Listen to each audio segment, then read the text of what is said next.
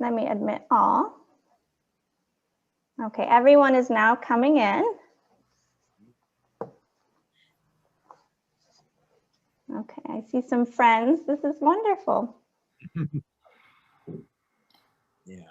Okay, all right, I think everyone is now in. Sorry for the couple-minute delay. We were just fixing some issues that we had or trying to work them out. But thank you so much for coming today. Welcome to the ELGA, the Ecological Law and Governance Association webinar series, the final of the year, and I think maybe the most exciting. We have a great panel today. Today's webinar is on Ecological Sustainable Development Goals, or E-SDGs, hosted by the University of Siena, with thanks to Professor Massimiliano Montini, who will be speaking last today. So next month, just so you're aware, we will be for our January webinar, we will be having a book launch and discussion for environmental law to ecological law with several editors from our ELGA steering committee. My name is Katie Guazdon, and I am the Executive Director of the Center for Environmental Ethics and Law, a small US-based international NGO. I'm also a Harmony with Nature expert, as many of our panelists are today as well, and I see also several in the participant list, so welcome, welcome. And I'm a founding member of ELGA, so it's a real honor to be here. A few points of order before we begin. Please stay muted. We will be recording this 90 minutes firm so that we can share the recording afterwards. For questions, you can put them in the chat box. There will be a question and answer session towards the end. If we do not have enough time for everyone to ask their questions, then you are more than free to email and I'll make sure that they get to the panelists. As far as our agenda, we'll be going through each panelist about 15 minutes each, and then our question and answer session. Okay, so to begin, it's an honor to chair this high-level panel of these experts from across the world. Today, we will be discussing the SDGs adopted by the UN in 2015 and celebrated, rightly so, as a global moment of global solidarity. But with the 2030 deadline, will these goals be achieved? And if not, why not? Is it data and reporting, as so many say? Is it money, power, political will? Or is it the very structure of the SDGs themselves, with some people asking, are the SDGs sustainable? So to begin, I'd like to we were going to start with Klaus, but we are having some issues with his, oh, Klaus, I see that we just received it. Okay, so Klaus, what I'll do is I'll put up your PowerPoint, and then we can begin with Klaus. So let me just, as this is loading. All right. Okay. So I will share my screen in one moment. Klaus will be speaking on the missing priority goal of the SDGs. Dr. Bosselmann is Professor of Environmental Law and Founding Director of the New Zealand Centre for Environmental Law at the University of Auckland. His special expertise is in the areas of international and European environmental law, global governance, and comparative constitutional law. During his long-standing academic career in Germany and New Zealand, he has served as a consultant to the United Nations, the OECD, the European Union, and the governments of Germany and New Zealand. He is chair of the IUCN World Commission on Environmental Law Ethics Specialist Group, chair of the Ecological Law and Governance Association, co-chair of the Global Ecological Integrity Group. Professor Bosselmann has authored or edited over 30 books in the areas of political ecology, international environmental law, and global governance. For his pioneering work on ecological law and earth jurisprudence, he received numerous awards, including the inaugural Senior Scholarship Prize of the IUCN Academy of Environmental Law. So thank you, Klaus, so much for being here. And thank you, Katie. If you, in the meantime, can try to bring the PowerPoint up. Yes, that's what I'm trying to do right now. Share screen. Hello from Aotearoa, New Zealand to everybody. Kia ora. Delighted to be here, and I'm particularly delighted to see many familiar names. I won't go through the whole list, but obviously good friends, and we are very much a group of coherent thinkers along the lines of an ecocentric ecological approach to law and governance. So I'm obviously in very good company here. What I want to cover is the area of sort of much debated weaknesses of the SDGs in terms of design and process. Of course, we can't go into any detail here in this short presentation. I will just highlight what I see to be one key element missing in the design of the SDGs. And when I say design, then obviously we are talking ongoing work in progress. I believe there's still time left, 10 years, till the results of this famous SDG process come through. We of course all know that the world will not be more sustainable in 10 years time than it is now, but rather to the contrary. The dynamics haven't changed and the SDG have something to do with it. They were not capable to change the dynamics of ongoing unsustainable development. Thank you, Katie. That seems to be working. I can see them now. And if we just bring them up. So I'm covering just briefly what is missing. If you take a quick look at the famous 17 goals here, I'm not suggesting we need a goal number 18, but rather an underpinning overarching goal that I want to highlight. But talking about what's missing, some sort of key elements I want to briefly identify. Next, Katie, please. Yeah, if you just bring them all up, there are just 3 points to be made in this context. I think one ongoing issue is, of course, the fixation with economic growth, goal 8, which is still there. It doesn't make sense at all, but of course it was a result of political process. States were not ready to in any way have a sort of farewell to the growth paradigm, but it has been an ongoing concern. And this in itself is an indication of the, what I call the weak sustainability approach that the SDG have been taking. Obviously, you know, the old story of a happy marriage between growth, social justice, and ecological integrity or environmental foundations. So obviously, this is one sort of area to be identified. I just want to mention here, just yesterday, UNEP published the 2020 Human Development Index report.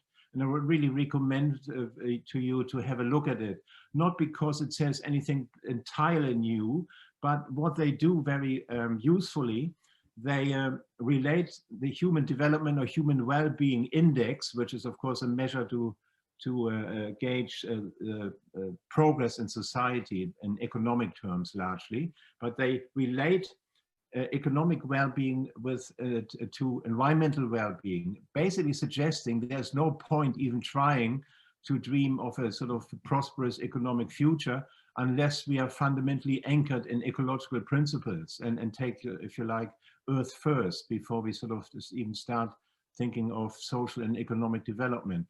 So it seems to be indicating a strong sustainability approach, which would be contrary to the SDG concept. But I just want to briefly mention is there's a very useful report. Here in New Zealand, we have adopted the first budget of human well-being last year. I think it was the first of its kind in the Western world, highlighting the fundamental importance of environmental health as a basis for social development. So we have an example here in Aotearoa, New Zealand, which of course is known for a number of things in these days, rights for nature and so forth. So the second thing that's missing in the SDG process is really the lack of a, what I call a coherent political strategy. There is no alignment with international agreements and ongoing political processes. For example, no alignment to the efforts towards a global pact for the environment. There's certainly no mechanisms of ensuring effective implementation. As you know, SDGs are totally voluntary in their ambition, relying on the goodwill of states. There is no, of course, process of making them in any way legally binding or at least legally relevant. So there is an underpinning need for what I would summarize as an institutional reform, both at UN level, which notoriously is only able to ever give recommendations rather than having some kind of leadership that's backed up by some form of decision-making power. We in New Zealand just adopted and have discussed what we call an UN upgrade project. Briefly to mention here as well.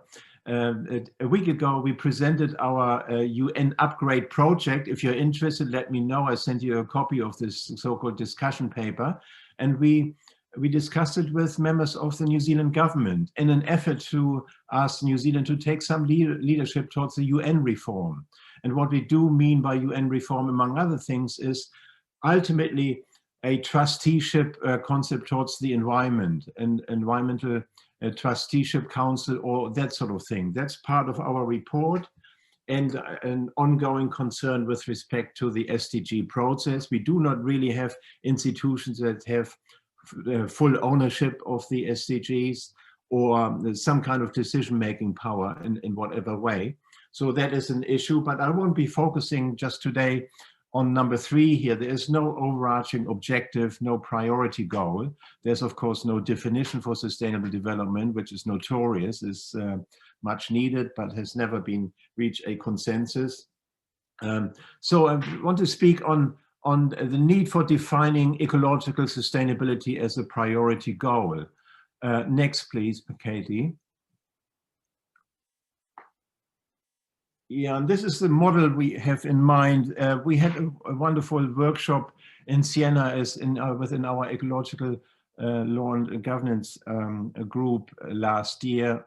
I think it was, wasn't it? A year ago, seems an eternity now, October last year, where we sort of identified this as the right model to adopt and to think through.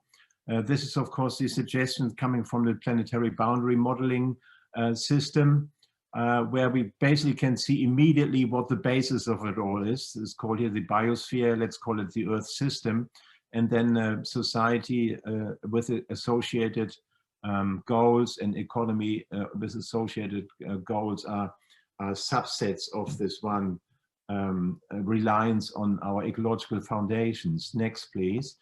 So the Earth system is, of course, behind it.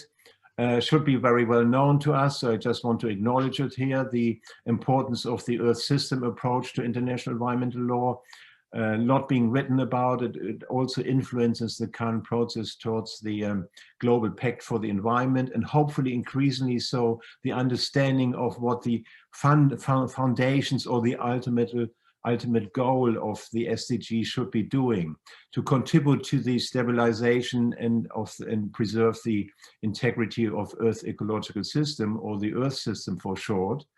Next, please. And the key, of course, is to see our human system as totally integrated into the Earth system. Won't go into any details, but you can see for yourself that everything we are doing as human beings, of course, comes ultimately from Mother Earth, the so-called sources here, and then they are processes, the various products or the various resources we extracting from Earth for human consumption, and ultimately ending up in waste, and usually, as it is now, ending up in sort of sinks if they work. Many things don't work anymore, and you know this kind of lack of a cyclic economy, a cyclic use of distraction and then giving back to nature. This easy to grasp as a principle, that obviously human systems need to be, by definition, to be subsystems of the overarching Earth system that all life is part of. So this briefly is the indication of what is being described, in fact, as ecological sustainability in the context of policy making and law making.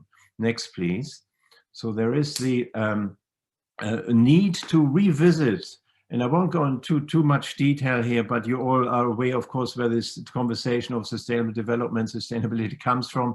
All started with the famous Brundtland Report 1987, but often forgotten that the Brundtland Report did provide a number of clues to understand the concept properly.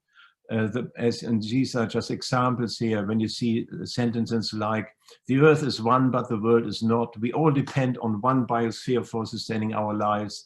Or there are thresholds that cannot be crossed without endangering the basic integrity of the system. Or sustainable development requires that the adverse impacts are minimized so as to sustain the ecosystem's overall integrity. At a minimum, sustainable development must not endanger the natural systems that support life on Earth. Clearly indications of the famous strong sustainability approach, conveniently overlooked and deliberately overlooked by states and by invested interests, big companies and so forth. But in our networks and for our work as environmental scholars, for example, we need to constantly remind our students and the wider public that the agenda was hijacked pretty much. The really in early 80s reasoning for a greening of the planet and being serious about sustainability has been hijacked by a very shallow sustainable development agenda, and the SDGs are the result of this, settling on a rather weak weak form of sustainability. Next, please. To further, just to briefly show that the key witnesses here, Jim McNeil and Maurice Strong, right? Dear old friends, both passed on, but who were the secretaries of the Brundtland Commission.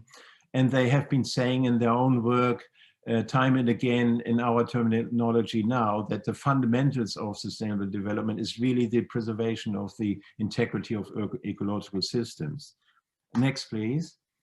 So briefly, the definition that we should be really reading into the SDGs understanding is this: sustainability requires the preservation and restoration of the integrity of Earth's ecological system as a basis for all human activities to meet the famous needs of present and future generations. This has been expressed in a number of documents. I just want to highlight maybe the Earth Charter, of course, that we are all associated with in one way or another, which was really foundational for the definition of the integrity of ecological systems.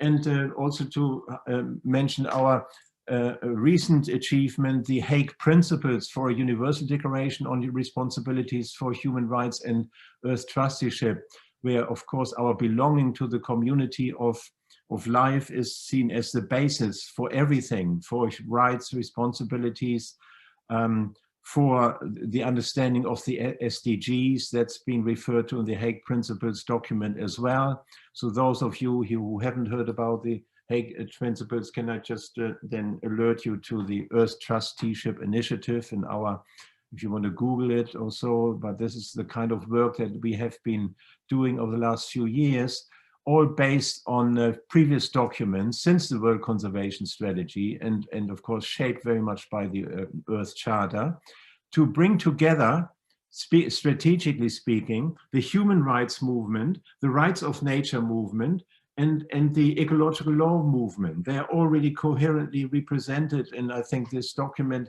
sort of highlights very much what we are ought to be advocating, the interrelationship between responsibilities and rights.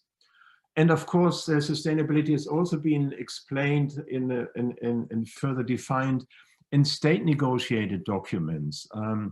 Next, please, I just show you a few examples.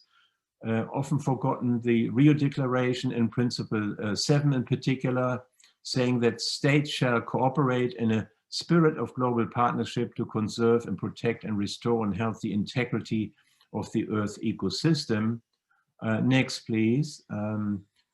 The Paris Agreement, just picking up one other of some 25 international agreements that we could refer to in this context. But even the climate agreement refers to the importance of ensuring the integrity of all ecosystems, promoting environmental integrity, integrity. So integrity is, of course, a non-anthropocentric concept. It's not the function of ecosystems, the integrity. Mother Earth has integrity, and she needs to be understood as a, sort of, if you like, as a person. And therefore, she's sacred, and we can't really sort of tamper and compromise with everything that Earth needs. And this is indirectly expressed all in text relevant to international environmental law. So again, I can only suggest that, or assume that states for deliberate or unconscious reason keep neglecting these kind of more fundamental commitments that they have made in many documents towards, you know, preserving and restoring the integrity of the Earth ecosystem. And next, please. The current Global Pact for the Environment that some of us are involved in, the French initiative, that's currently being put on hold, but seems to be one of those important developments for years to come, associated partly with the SDG process, but particularly focusing on the possibility of a legally binding agreement between all states that takes, you know, the global environment at right center stage and defining principles and ideas and rights and responsibilities around it. So we have similar language here, even though it's not strong enough in our opinion, but this is an ongoing effort. Yeah, next please. And I'm almost finished, mindful of the time, to again highlight, this is subject to a number of projects that we are involved in, to really go to the heart of the matter and see what the role of the so-called sovereign state is in the 21st century or the Anthropocene. And briefly, the kind of progress that we have been seeing in the literature over the last few years has a lot to do with the understanding of human rights and the fundamentality of human rights. I want to particularly highlight the work of Ayal Benveniste from Cambridge University, who conducted a very successful project over 5 years to define the concept of state sovereignty as including trusteeship responsibility for human rights. And there's a long tradition in international jurisprudence to argue along those lines. And as you can see here, just a few names. In German context, we often refer to Grundnorms if something is seen as fundamental, whether it's clearly written in a text or assumed, it doesn't matter. A Grundnorm is a non-negotiable bottom line without which we cannot do. If you like, a covenantal understanding, a commitment that we as human beings have to make to each other. So this kind of Grundnorm reasoning or covenantal reasoning is quite prominent in state theory and can arguably be expanded to include not just human rights as, you know, a subject of a fundamental commitment of states to protect, but equally the sustainability of ecological system as a fundamental commitment, as the sort of equivalent. So we can conclude that human dignity and ecological sustainability are essential requirements for human survival and well-being, and hence are fundamental principles or Grundnorms of law. Next, please. If you just go through them. In conclusion, therefore, if we have this understanding, and basically there's a lot of advocacy involved, but there's not even a need for specifying it as an extra goal to complement the current 17 goals, but it's more to do with the understanding, right? The interpretation of the context and the content of the SDGs, to see them as predicated by the fundamental need to ensure the protection and the restoration of the integrity of ecological system, including, of course, climate change, including the oceans and so forth.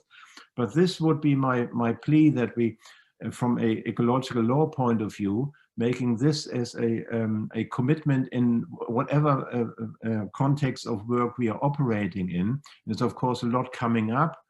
I just mentioned the Stockholm Plus 50 Summit in June 2022 in Stockholm, to celebrate 50 years since the first Earth Summit in 72 in Stockholm. I should end also by saying that we are preparing, we as a group, a consortium led by the Common Home of Humanity group in Portugal. It's a very exciting effort behind this group, and I can brief you more about it maybe in our discussions. What's happening, we are preparing a summit or a global civil society forum for June next year, hopefully in face-to-face in Stockholm. It might be a hybrid of sorts, but the idea is to really bring together all the initiatives that exist towards an ecological foundation of the SDGs, of the entire deliberations of the Stockholm meeting, and also the outcome document there. So I leave it at that, and thank you very much for your attention. Thank you so much, Klaus. And I particularly liked the point that you made, that there really is a lack of coherent political strategy because I believe it's in part because it works with the current broken system. The current model of SDGs is working with a current broken system, evidenced by, you know, the downtrending data. But I think we also need to think about what you said about the agenda being hijacked. You know, how did that happen? Who was it? And we need to be able to highlight that so that we know how to prevent it from happening again as we move forward with a better approach with SDGs. So thank you so much. I really appreciated your talk today. Next we will move on to Dr. Katie Kish. She is an ecological economist and systems scientist with expertise in environmental sociology and local production strategies. She is currently a postdoc researcher with the Leadership for the Ecozoic Program at McGill and a lecturer with the Haida Gwaii Institute at the University of British Columbia. She recently co-edited 2 special journal issues on a new research agenda for ecological economics that emphasizes movement toward more inclusive, diverse, and just approaches to socio-ecological transition research. She's a co-editor of the book Liberty and the Ecological Crisis, Freedom on a Finite Planet, and is currently finishing a book under contract with Routledge on the ecological limits to the SDGs. Today, she'll be speaking on the ecological limits to the Sustainable Development Goals. Welcome, Katie. Thank you so much. Thank you. Just start this up. Thank you so much for that introduction, and to Elga for including me with this really interesting set of speakers. My name is Katie Kish. I have a doctorate in social and ecological sustainability from the University of Waterloo, and I am at McGill right now. And it's the Haida Gwaii Institute in British Columbia that I also teach ecological economics at. And in my work, I've been working on questions of liberty and social outcomes of economic contraction.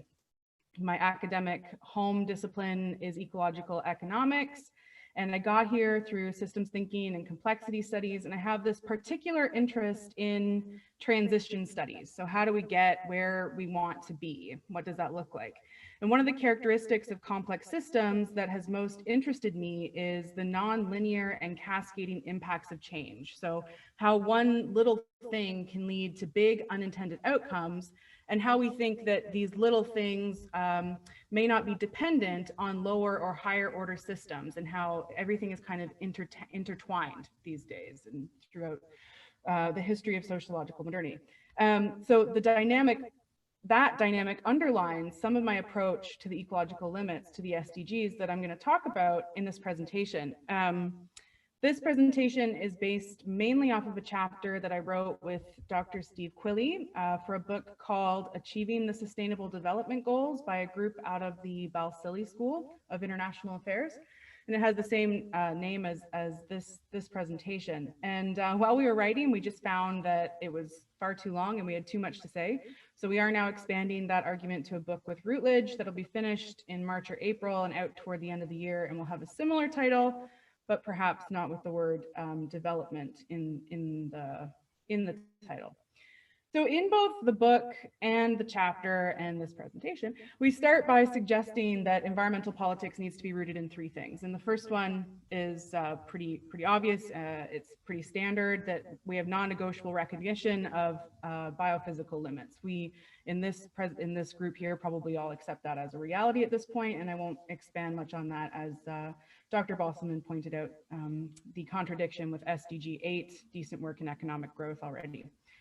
The second thing is that environmental politics needs to be rooted in a deep recognition that any paradigm shift regarding environmental well-being needs to involve new and distinctive ideas and institutions that take meaning and integration in place, so placemaking and place-based relationships as fundamental, so fundamentally anchored in earth ethics rather than in growth ethics. And related to that is the history. The third is that these ideas need to be based in a sociological recognition of the history of psychology and personality and ideas.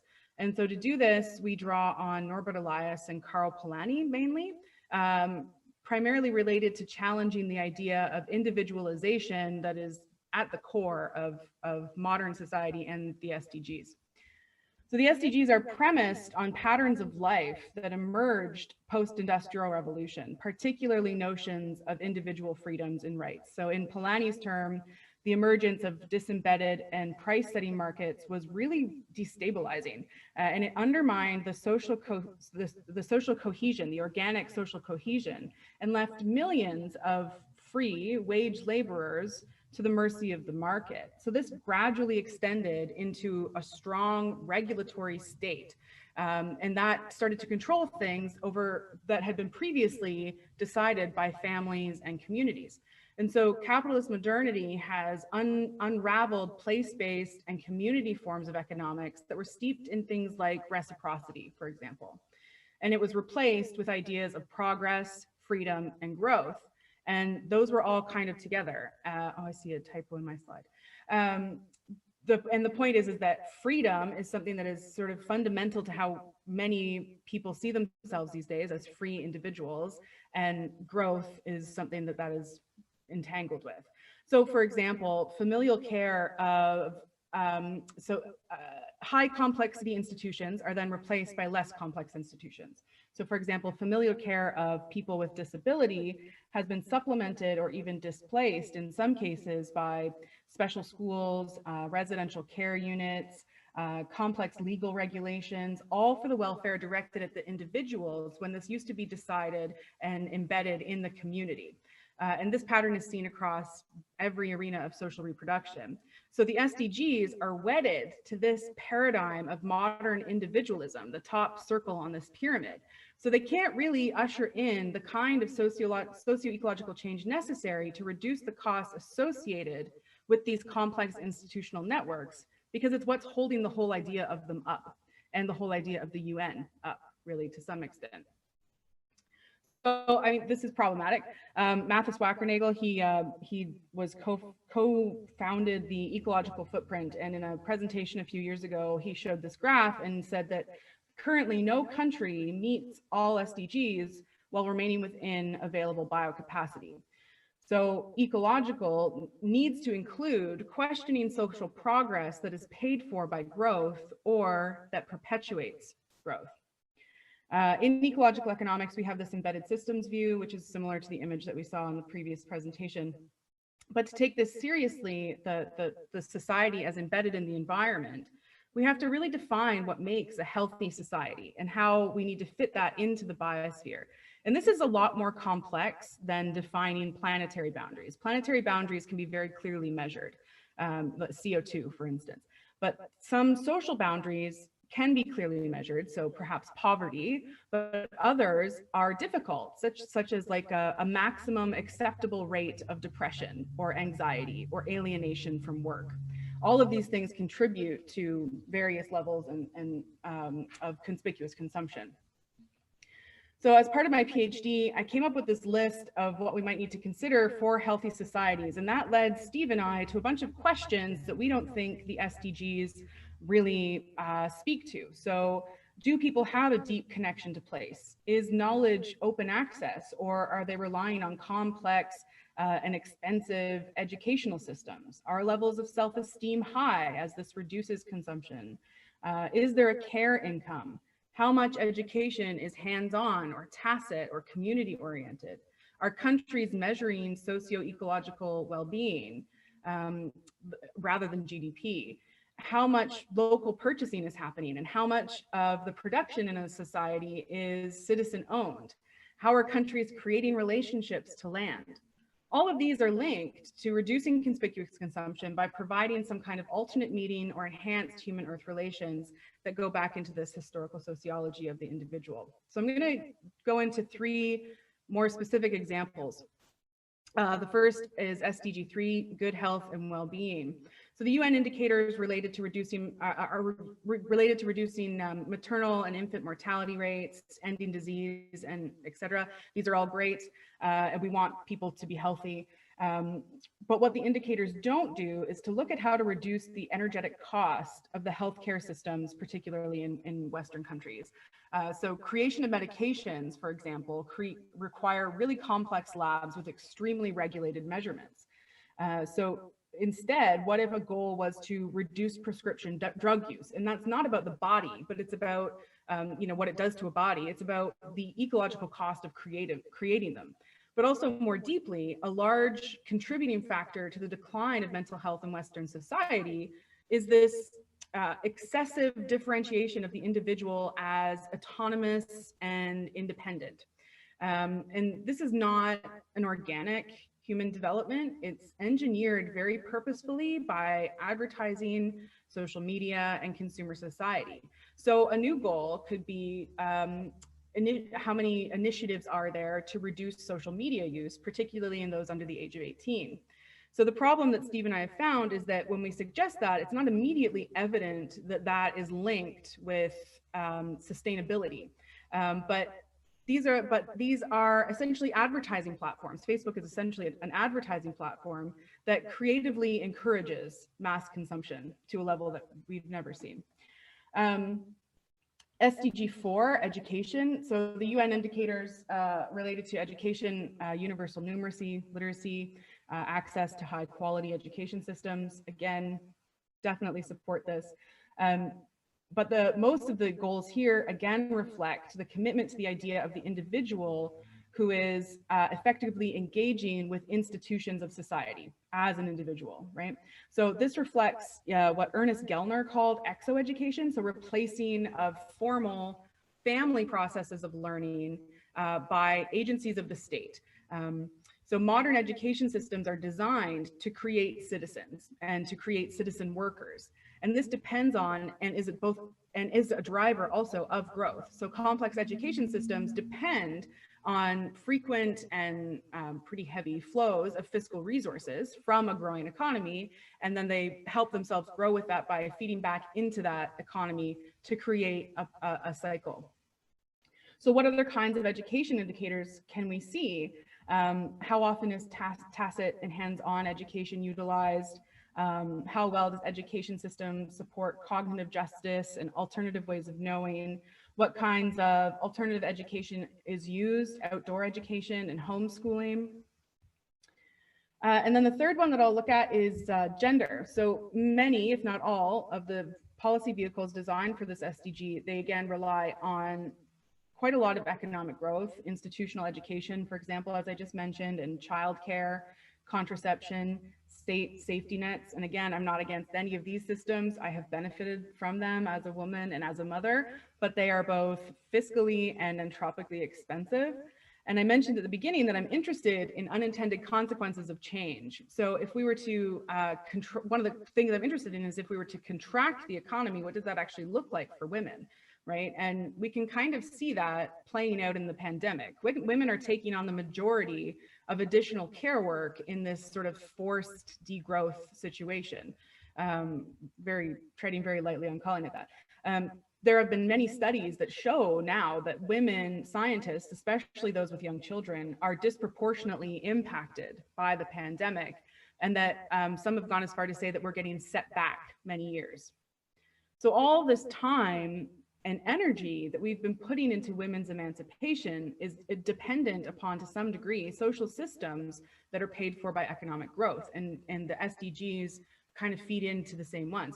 And of course, these systems don't actually need to cost anything. There are some people in ecological economics working towards ecological monetary theory to say that we don't really need to pay for these things. That's just a made up system, which is of course true, but without a radical shift in monetary and taxation systems, there needs to be work done so that we can value unpaid care work. And so I would definitely want to see goals around basic care incomes for people who are doing care work.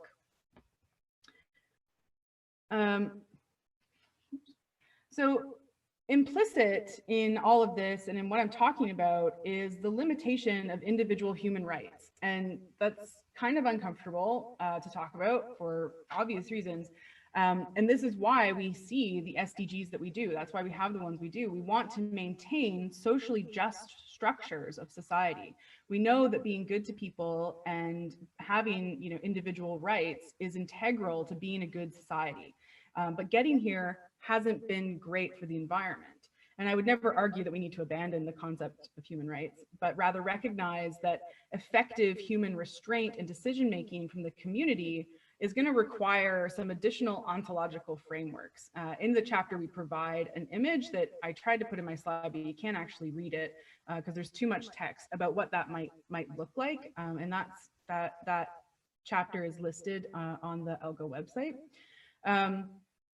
And so that leads to these questions. To what degree can people be free individuals with desires and personal goals while restraining behavior enough to benefit the community and the environment? And what does ecological liberty look like? I co-edited a book on liberty in the ecological crisis, questioning how we think about freedom and emancipation in society. And there were a lot of different answers for what that looks like. And so I don't think it's a very clear-cut kind of thing. Obviously not. So just to sum up, I just want to emphasize a couple of points here. The first is that the SDGs need to focus on some of these more socially detrimental outcomes of the processes of modernization that also feed into ecological unsustainable practices. So the division of labor, alienation, and most importantly, individualization. But I think, you know, the SDGs are the most widely accepted approach to environmental change. So I support revising or adding to the goals rather than rejecting them. Many of the goals that are in there are based on justice for those who may not have what everyone in Canada or the United States or Australia, Western countries, what they have.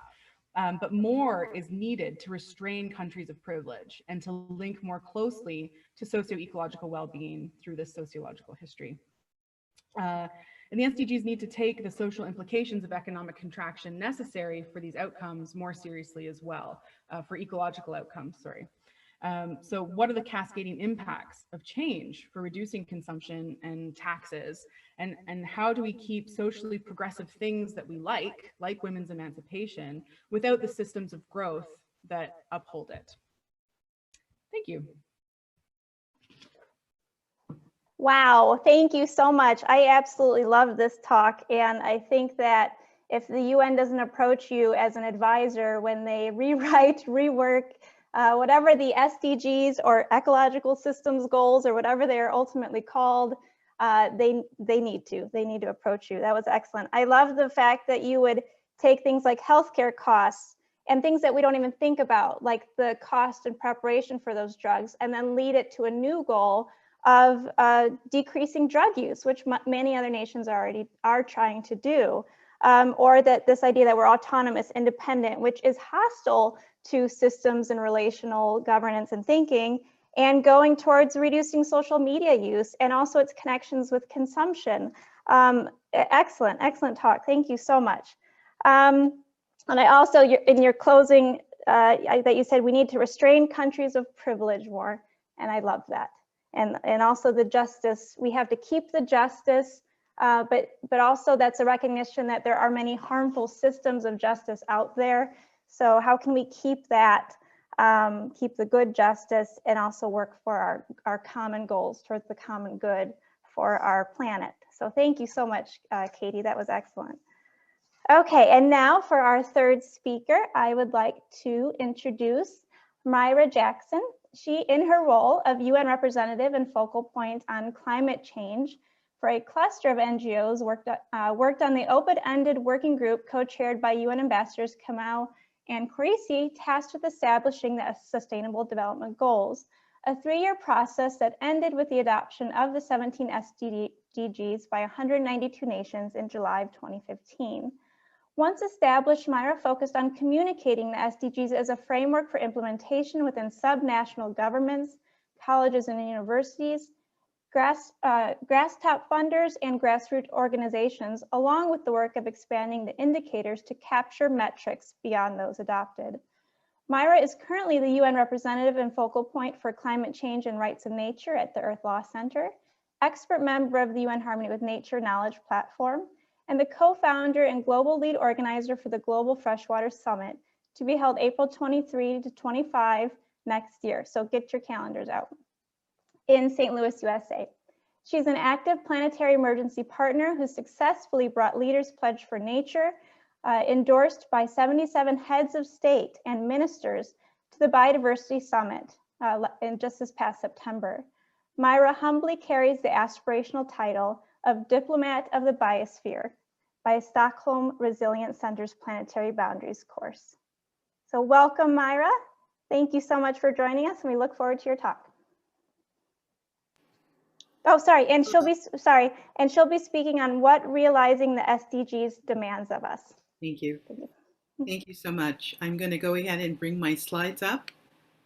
And much of this I can almost just pass right over because the previous speakers have really covered this ground. And that's good because then we can catch up some time and have more for Q&A so that I can elaborate. So I'm going to move very quickly to really these years since during the SDG process and since that process where I have come to today. And of course, this is familiar to you all. The one thing I want to say about this that would only be known to those in the process is that the indicators and the targets were never complete. What we discovered going into that phase of the work was that we weren't up to it and it had to be turned over. And most of the statisticians that work on these concerns, the data that's out there was not politically neutral. And so understand that. And that became a big discussion. And this is why coming out of the process, we wanted to make it absolutely clear there was more work to be done, but that this was interrelated, interconnected, and interdependent work. And I think that changes everything. It matters, but that is the part where there is the greatest challenge yet. So let me go forward. Of course, we looked at how did people want to see this SDG framework. And at the time we did the study, the largest reference to it was Roadmap, Blueprint, Framework. And I do like to think of it as a framework myself. It works often to think of it that way. But I'm an engineer and I'm a systems thinker. And so while I was in this process of working on the open working group, along came planetary boundaries. And for me, when you bring the two together, I think Professor Bosselmann has already brought this forward, is you get another picture of what those SDGs entail. And the 9 planetary boundaries are important because they're like the vital signs that we would recognize to our own health. And those biophysical boundaries and geophysical boundaries are quite relevant. And yet it's not the normal terrain in which every human walking is familiar. And that's the big deal. But I want to point out fresh waters, because in that work of planetary boundaries, one of the things that stood out is the slow-moving process that freshwaters represent are the most regenerative. And that I really paid attention to, because what I was looking for, recognizing that we have the challenges in front of us that we do, is how can we scale? And scale with nature-based approaches, with nature-centric approaches. And I kept that in the back of my mind, the import of fresh waters. So you saw this. But also in the committee, we were operating with what we often call SDG 0. Sometimes we call it SDG 18. Because we were very much aware that the inner dynamic of who we be to nature as nature was important. We called that code for tending the joy. So I want to out that to you all because it's important to get a feel for that. You can still tap into that to progress, to add on, and to amend the goals. The other part that runs up and down in this chart that came out of New Zealand's work was running through that were partnerships. And that's also community. And the radical partnerships and the working across intersections, the intersectoral idea, but I also like to add the intergenerational idea, is important when approaching the SDGs. In the meantime, the world has been heavy on the move, and most of the movement is absolutely human movements. But don't forget, the Earth is too. I trust and feel that the Earth is leading the new Renaissance. That's my view. My view is also that, right, that it's taken us over 50 years to make sense of seeing the Earth from space, that it's still being processed. And this leads to the space that needs to open up within us, because as we look at this movement of Earth citizens or Earth peoples that are moving toward negotiating a new social contract, and I believe that is exactly what's underway. It's not intentional, it's not linear, but it is, there's a pain point here. And many people are beginning to feel the pain of every consumer decision they make. It's difficult to be in the modern world and not be complicit in causing harm. And so many young people are on the move around how can we be a participant of what causes no harm, and how can we ensure supply chains that we interact with by and are a part of are not contributing to harm of people or planet. And I have to say, I work with one of the largest marketing firms as, just looking at, I'm not employed by them or anything, but I had a conversation with them, 3 conversations about the data they were seeing. And the data is so strong about the demographics on what the imposition will be, the push will be on brands, that they have changed their whole approach to their client base. And of course, they represent the highest polluters out there, fossil fuels and fashion industry. And they have let their clients know they will not have brands. Those brands will be abandoned. And it's been really good to be in that conversation, because this inflection point that will lead to a regime shift is because people are beginning to feel the Earth. So my idea about this whole thing has been that the human movements are moving. It's creating a tension and a pressure. And what hasn't happened yet is that the biology is not yet focused on the vision. It's focused on what we're against. But as the biology begins to line up with the vision of where the planet is going, then I think we hit the tipping point. Until then, the energy of these movements will continue to be captured within the systems they seek to change. Who said it? The SDGs basically are speaking to the current system. Yes. And that's aberrant. It's a collapsed system. And so this is the challenge. It's not that poverty would make a difference, alleviating poverty, or any of those goals being realized. None of them are wrong-headed in a sense. But if you look at the rights of nature movement and you look at these changes that have occurred, as it dawned on us, it didn't make sense to put children at risk, to continue slavery, to harm animals, to hold back women. And then to see Earth Law coming along 135 years ago plus, that's when New Zealand tried to reclaim their lands. And so there's been 500 years of progress that I believe we're on a trajectory of making a leap in the way that we relate to the Earth itself. Of course, the co-violations have been mentioned between nature and human rights. I think that's important to keep in mind. if it were me, I would add nature's rights into the Human Rights Declaration. But the Declaration has a status by which, if you go to change it, some feel it will be weakened. But the reality is the reality, and it's something we must recognize. Nature's rights and human rights are codependent.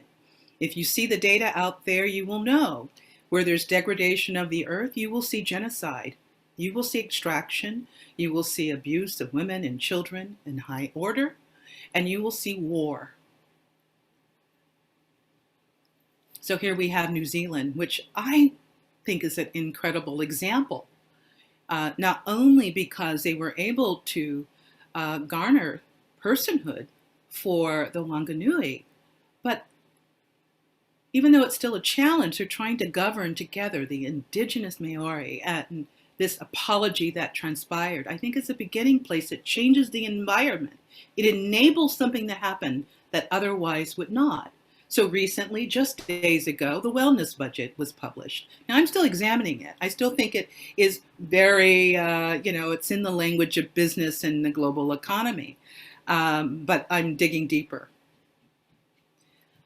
What I took from my colleagues in New Zealand is the idea that they got from someone looking at what was going on in New Zealand, a woman named Helen Hassau. And she talked about the narratives of the intertwined struggle for decolonization of both people and planet and nature as what was underway in the story of the Wanganui. And these principles, in her view, clearly demonstrate the relationship between the river and its people and the interconnectedness of their sovereignty. And to take that further, this definitely matches with the whole idea in New Zealand of this physical and metaphysical entity that is the river, its indivisible nature, and this idea of the axiomatic relationship between people and nature. And so I love the way they express that. But here's my view. In one generation, we can restore freshwater biomes. And freshwater biomes involves restoration of soil, and it leads to restoration of the biosphere. And how do we know this? Because it's happening. I think it's really beyond getting into, I think it's now time not for policy to stop or any of that work to stop, but it's time for us to get our hands in the dirt, our hands in the soil. And this is the way humans have always together learned how to cooperate together. They start working together. And this is the List Plateau, 1995 in China, right? And what happened? The environment was denuded. The river, the Yellow River, was also known as China's sorrow.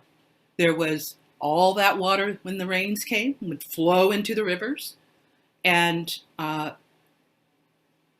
many hundred thousands of people would die every year when the floods came, and all the silt coming into this riverbed. It was stripped. But once it was, decided that by the government, of course, a kind of government that could declare it, they talked to all the folk living there who were overgrazing like crazy. There was no way that any vegetation could ever grow. It was being eaten as quick as it would raise its head.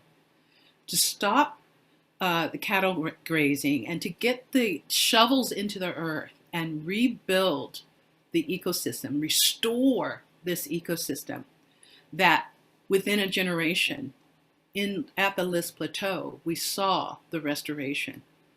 And I feel that the quicker human populations get back into the soil, get connected to nature, we will find in us a complexity that arises that allows us to do something that this year, COVID, with the pandemic showing up, which was bound to come. Pandemics rise in toxic settings. It's a playground for pandemic.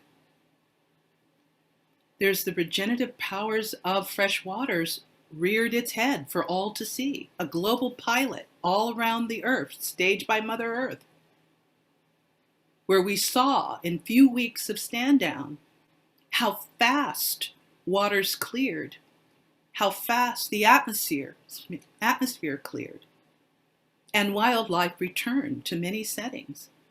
In the slowed down pace, even though people are screaming, and in the beginning, many, when they look at their lives, the slowdown has changed them in a way that they may not return to any rhythm of life in the way that it was prior. As difficult as it is, and as much we would like to see the pandemic not our reality, it has become an evolutionary driver.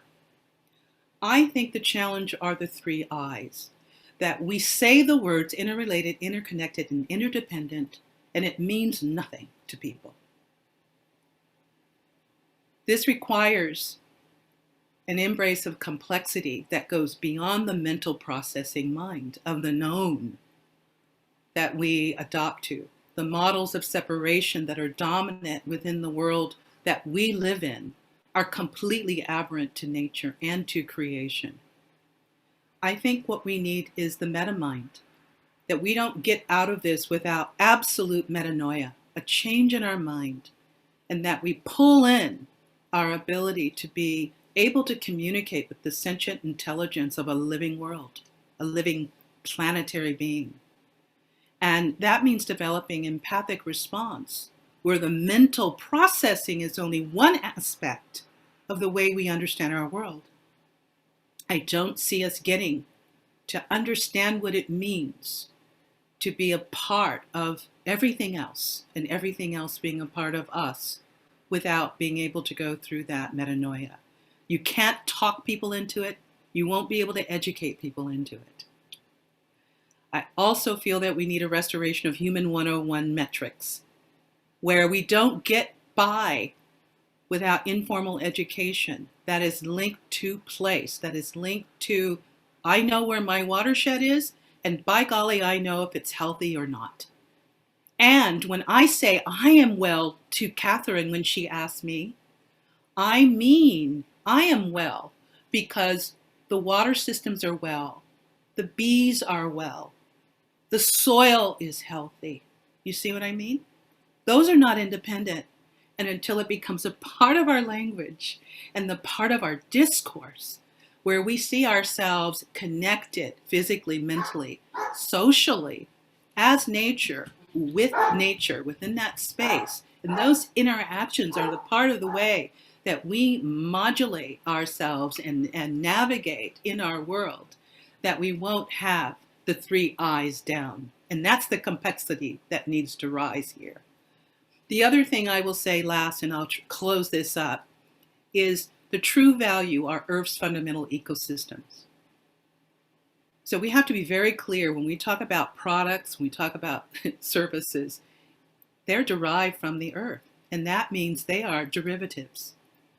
So the moment you have a global economic system that shifts from giving value to products and services and shifting that to recognize the value of the source, then we may have the correct signaling needed in an economy that lets us know that no, existence of illness, human trafficking, conflict, strife, war, extraction, cheap labor, and all the myriad inequities that come from the signaling in the current global economy are not on. In fact, they don't make sense.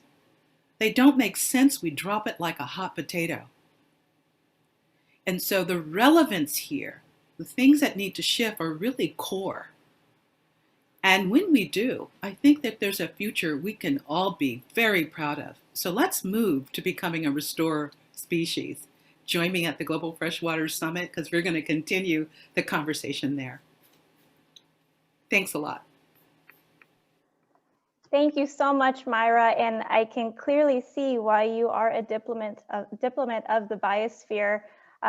You are truly visionary. I loved your opening of Earth leading this new renaissance, and I've seen also recently that there are calls for a new social contract. One of our colleagues, Bruce Jennings, who when I was reading Katie's work saw that Katie also works with him, wrote a book called the Ecological Social Contract, and it's within the ecological governance world. And it speaks of that same demand, that our current social contract is broken and we need one with nature and us as part of nature. Also, when you spoke about having to focus on harm, that's a foundational principle of law, is the duty not to harm. And we see it violated every single day. Nations against nations, nations against people, people against nature.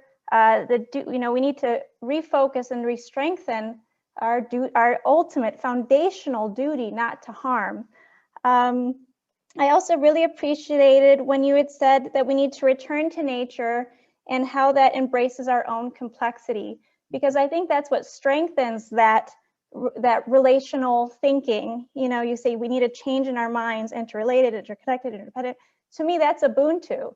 The I am well, and by saying I, it means we, and Ubuntu means I am because we are, extended to other humans, extended to nature, even extended to other nation states relationships. We just need more of that. I just thought that was beautiful, the I am well. And by I mean the bees, the soil, the waters. So thank you so much. That was an excellent, excellent talk. Thank you. Okay, all right. And for our closing speaker, I would like to introduce Professor Massimiliano Montini. He is an associate professor of European Union law at the University of Siena and a founding member of ELGA. He teaches European Union law and sustainable development law. His main research areas cover international and EU regulation for sustainability. He's widely published in these areas. He is the founder and director of the Environmental Legal Team, a university-based research center, a consultancy team of lawyers at the University of Siena. Moreover, he is founder and co-director of the Regulation for Sustainability Initiative, an interdisciplinary research group at the university focused on legal and economic regulation for the promotion of sustainability. He's been a consultant with the Italian Ministry for the Environment on environmental and climate change law, is a fellow of the C-EENRG Research Center of the University of Cambridge, a member of the 10 Center of the Venice International University, as well as a fully qualified lawyer. Moreover, he's a member of the Avoceta Group, an association of distinguished European environmental lawyers, and a member of Climate Strategies, a think tank on climate change. And he will be speaking today on how to promote an ecological approach to the SDGs, a very crucial conversation. Welcome, Massimiliano, and thank you. Thank you very much, Kathy, for chairing this wonderful session. I really enjoyed all the speakers today, and as a co-host of the meeting, I really would like to take the opportunity to thank you all for being here, and it's really a very, very interesting time for all of us. I hope I will be able to convey you some interesting points. Obviously, the speakers in particular, I'm very much in line with what my friend Klaus just said in the first presentation, and I really enjoyed the other presentation, which completed very much the picture. I tried to convey some of the ideas that we have been developing mostly within the ELGA activities in the last couple of years. So let's start from the main shortcomings of the SDGs. I think the SDGs, they have a couple of main shortcomings that are really one of the main problems with their implementation. The first one, which has been somehow also mentioned by Klaus in the first presentation, is the absence of a definition of sustainability or of sustainable development with the SDGs.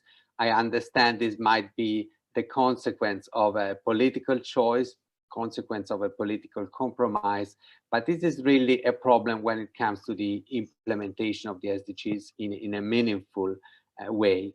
The second problem is the existence of really too many goals, targets, and indicators, because when you have such a wide list, you really have the risk of contradictions, and also a tendency to cherry picking, in the sense that, you know, when it will come towards the end of the period, towards 2030, I'm sure that most countries around the world that will just pick up a couple of issues where they have performed well, and they will try to just not consider all the rest, and they will not probably look at the global picture, the overall picture. And this is actually a consequence of the structure of the SDGs. Despite these shortcomings, I became convinced in these first 5 years of implementation of the SDGs that we should, let's say, we should be part of this process of implementation. Even if we are, as I think the panelists here, they all share a common view that the SDGs, they are problematic for many respects. But I became convinced that they are a window of opportunity, in the sense that they have experienced, for example, mostly from my European perspective, both from the point of view of the European Union and from the point of view of most of the member states of the European Union.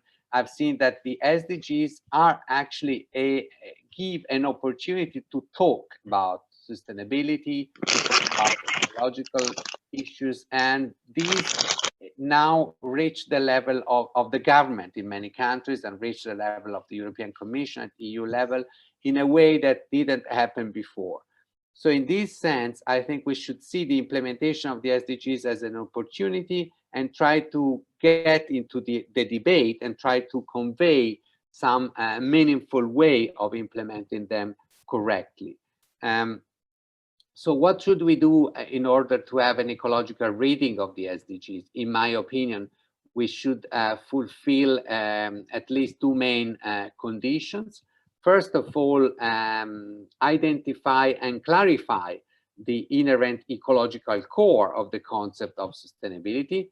This is an issue that I've been discussing for a long time with my friend Klaus Bosselmann, and also I've been writing about, but this is something that we really always need to remind people, because there are still too many people that are not aware of what is the ecological core of sustainability. And then in the second condition is to promote an ecological approach to sustainability in order to be able to promote a right and meaningful implementation of the SDGs. So let's try to look at these 2 points now in turn and try to see what we can suggest about that. So first of all, about the ecological core of sustainability, this has been demonstrated both from an historical point of view, and I refer to Grober, who wrote an interesting book about the historical roots of sustainability, and also from a logical ontological point of view. It has been demonstrated. I refer to Bosselmann, but there are many writers who now have been written about the ecological core of sustainability. However, we have to always remember and remind people that the ecological core of sustainability has been gradually forgotten over time. And I've been writing in the past that an explanation of that might be that there is a lot of interest in the general debate about sustainability as an adjective referred to something else, rather than look at sustainability as a noun and look at what might be the right and core meaning of the noun of sustainability. And if I look at the ecological core of sustainability, and I relate that to the economic process and to what is called sustainable development, we need to make sure that people understand that what should be sustained is not actually economic growth, as some people still think and some governments still promote. But what needs to be sustained is an integrated and holistic system where ecosystems are protected. So how can we promote this ecological core of sustainability? We need to shift from a quantitative to a qualitative approach. Of course, I would like not to see the word growth within the SDGs any longer. I would like to talk about development in a comprehensive way. This should be a first step. And the second step obviously should be sustain and promote a human socioeconomic development that is premised on the ecological integrity and health of ecosystems. And obviously, I will not say too much about that because this has been mentioned also by Klaus in the first talk today. I will skip probably this part on the co-evolutionary relationship between sustainability and sustainable development. A lot could be said about that, but maybe there is something more urgent to be touched upon if we want to stay within the time. And I will briefly say something from my side also on the Brundtland report and how this helped to the progressive marginalization of the ecological core of sustainability. It is true that if you read carefully the Brundtland report, there are a lot of let's say very interesting points about the integrity and about the strong sustainability approach. And I agree with Klaus that said that in the first talk today. But it is also true that the Brundtland report also was used. Some parts of the Brundtland report were used to promote the growth-based definition of sustainable development, and actually this led to the progressive marginalization of the ecological core of sustainability. So unfortunately, the Brundtland report, I think in the long term, has some responsibility, although indirectly, about this development. And so what can we do to respond to this call for an ecological sustainability approach?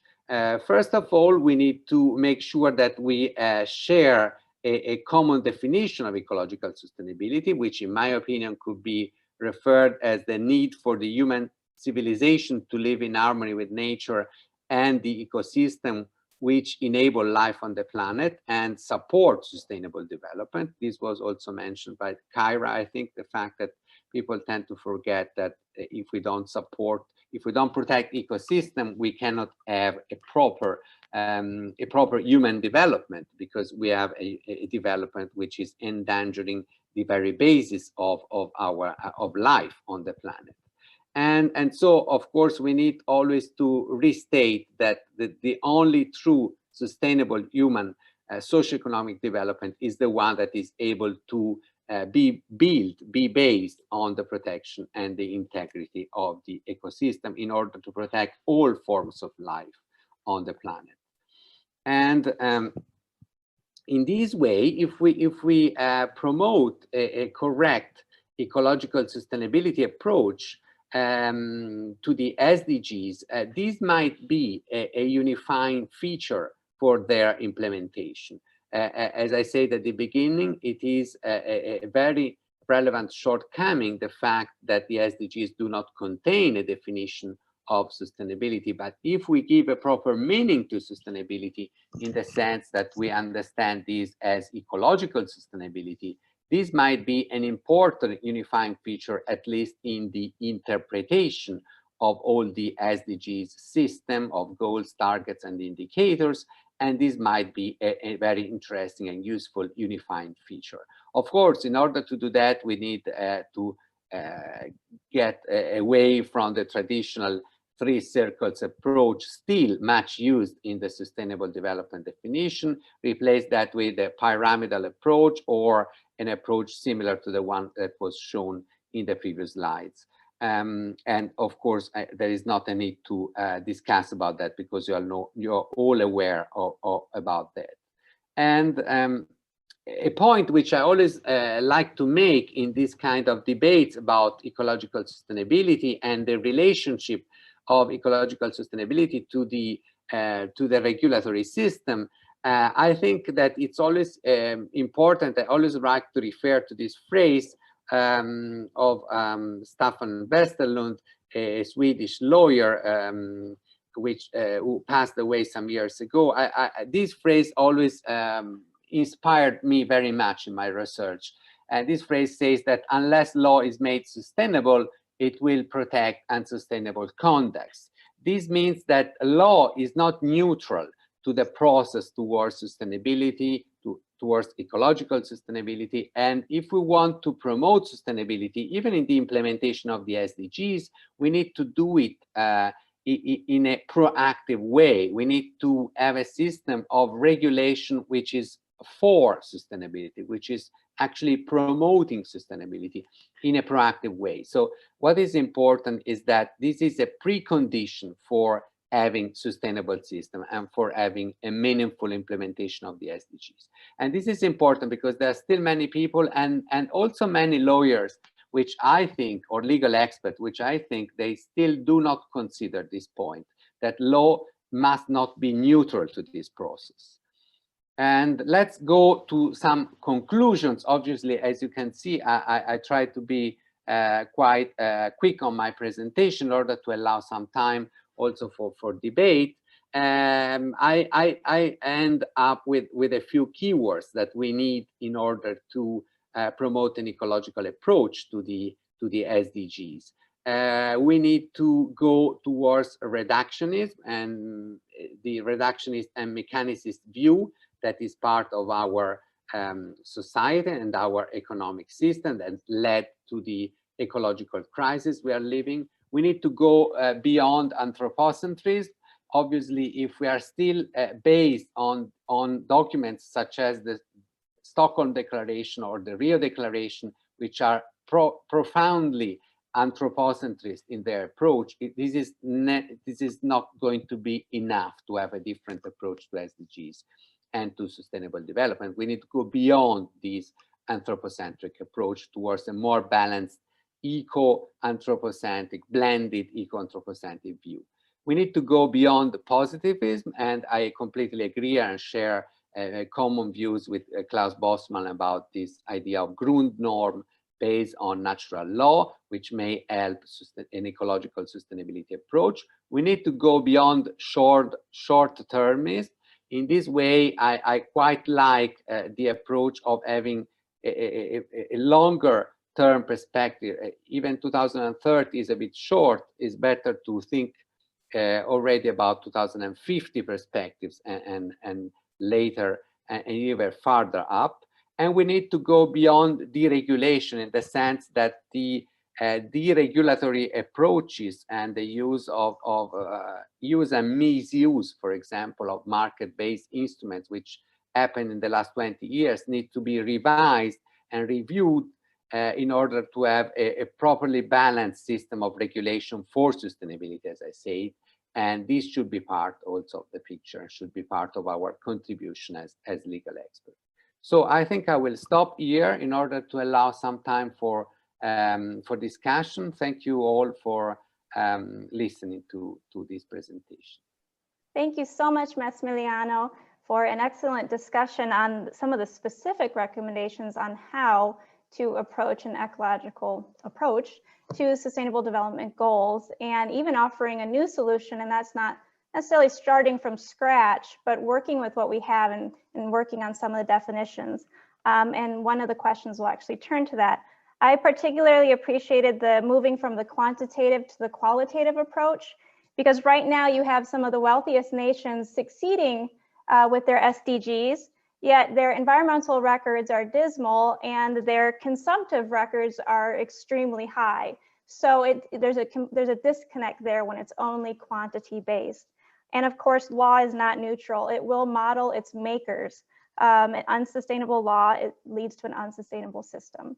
So with that, I would like to open to two questions that are tied together about language. So you had suggested moving away from the word growth entirely, but you also had said you were okay with development. Is it possible to recast development in an ecological way? Massimiliano, and then the others can join in. We have about 4 minutes. So.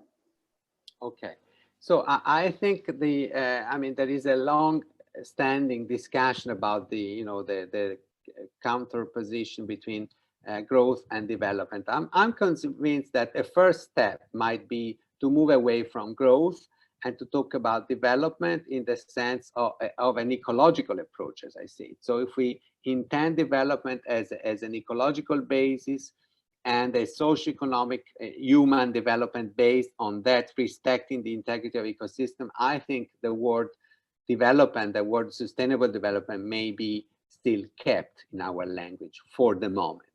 And then in the future, maybe we will see, but for the moment, it can be used for this transition. If I can follow on from this, is it possible? What we, of course, distract from the idea of sustainable development is the very introduction of the term sustainability. Development, I don't care whether we keep on with this jargon or not, but it's, of course, a revelation that was a discourse of the 1980s, that we live in an unsustainable world, an unsustainable development. That's a good start, and I would not want to give up on this. What we can say, and Massimiliano's presentation made it very clear again, sustainability is a fundamental concept that we have yet to fully grasp what it means. And so far, governments and so forth have done an incredibly bad job to explore the true core meaning of sustainable development altogether. As a lawyer, we always have advantages to work with terms that are well defined. I liken sustainability to the idea of justice. It's really the most fundamental idea we have in law. In any kind of society needs to be based on fairness and justice. And all that sustainability does, it expands the concept of justice to include non-human beings, the earth as a whole, and future generations of human beings and others. So it's very useful, I think, to have this experience of the discussion around sustainable development, only now, hopefully, to conclude that it has been terribly misused by vested interest, and even the SDGs are reflective of it. And we, as a group, and this came out very clearly today, we are obviously coming from a very different angle here than states. For us, ecology and ecological thinking, interconnectedness, our belonging to the community of Earth makes sense.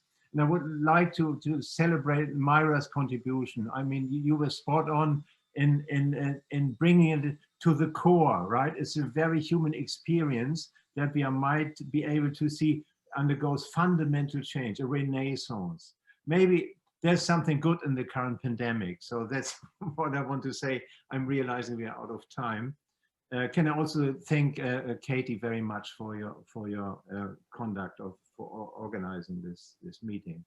I'm happy to create the space. So we are out of time. I will allow one more question, and then for any additional questions, I'll email them to the group and have them respond and put them on the website. So the intern, it was sent to me privately. In the move towards regulation for ecological sustainability, how then can common views and goals be realized on the international sphere without infringing on state sovereignty? So state sovereignty is always an issue with global governance. Would anyone like to offer a few moments of thought? If I may come in, because it happens to be at the core of my current interest, redefining state sovereignty. Of course, there's an ongoing work in progress. There are many definitions of state sovereignty. I won't offer one understanding. It's a cultural construct, right?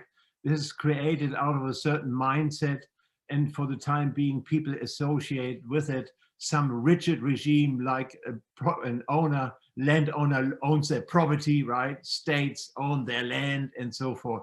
This culture changes, and so does the concept of state sovereignty. And the core idea of state sovereignty, it is a means in order to serve certain ends. And the ends are defined by us, by human beings. We invented this thing. And we are, of course, in charge, in particular in a democracy. And if we are not, we just have to reclaim it. And then, you know, this idea of state sovereignty will probably go away as it's understood now. Yeah, and I know even in some of the Ubuntu talks, they talk about a relational sovereignty. So there are conversations absolutely on this, and it is an eternal question. Even states use state sovereignty as an excuse not to act or even interact in global dialogue. But unfortunately, we have to end there. I'm so sorry. I do see additional questions coming in. They will be recorded on the chat function, so I will send it to the panelists. Thank you everyone for joining us. Thank you the panelists. This was an amazing discussion and the work will continue. So please email me for anything at all. We are here for you. Thank you so much. Thank you all. Bye-bye.